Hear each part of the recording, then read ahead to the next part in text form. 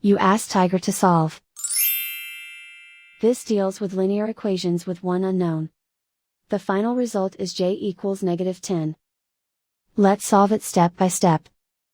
Simplify the expression. Expand the parentheses. Swap sides.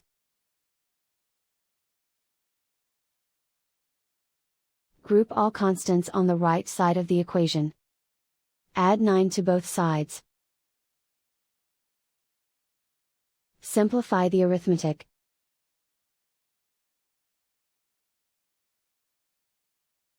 Convert the j into a positive number. Multiply both sides by -1.